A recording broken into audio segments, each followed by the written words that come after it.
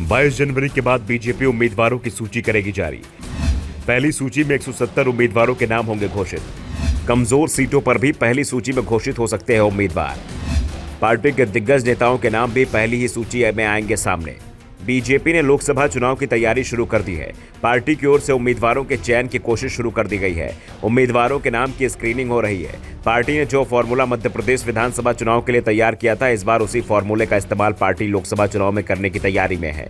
दरअसल मध्य प्रदेश में वोटिंग से 3 महीने पहले ही पार्टी ने उम्मीदवारों के नामों का ऐलान शुरू कर दिया था और इसका फायदा भी पार्टी को मिला। जिन सीटों पर बीजेपी पिछले 2 से 7 चुनाव तक लगातार हार रही थी, उनमें से अधिकांश सीटों पर इस बार जीत मिली, क्योंकि उम्मीदवारों को प्रचार के लिए ज्यादा समय मिल गया था। ऐसे में इसी रणनीति का इस्तेमाल पार्टी लोकसभा चुनाव में भी करने की तैयारी में है।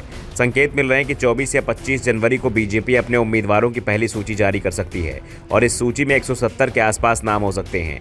सूची में प्रधानमंत्री नरेंद्र मोदी, गृह मंत्री अमित शाह, रक्षा मंत्री राजनाथ सिंह, सड़क परिवहन मंत्री नितिन गडकरी का नाम तय माना जा रहा है।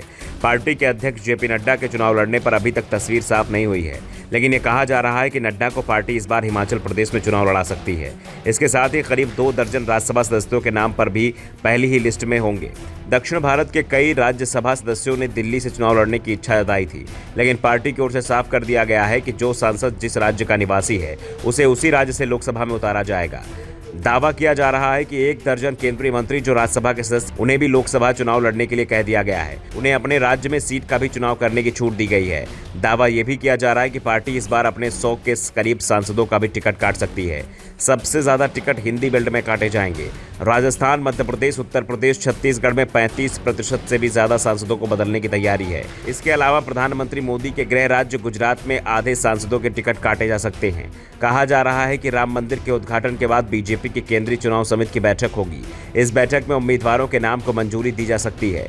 जो संकेत मिल रहे हैं उसमें 70 या उससे अधिक उम्र के अधिकांश सांसदों के नाम काटे जा सकते हैं। इनमें से कुछ को राज्यसभा में भेजा जा सकता है। वैसे कुछ बड़े नामों को उम्र की सीमा से छूट दिए जाने के संकेत भी दिए गए हैं, क्योंकि प्रधानमंत्री मोदी खुद 73 साल के हैं और रक्षा मंत्री राजनाथ सिंह की उम्र भी 70 साल से ज्यादा है।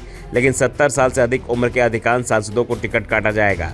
इस समय बीजेपी के 56 मौजूदा लोकसभा सांसद या तो 70 या 70 से अधिक उम्र के हैं।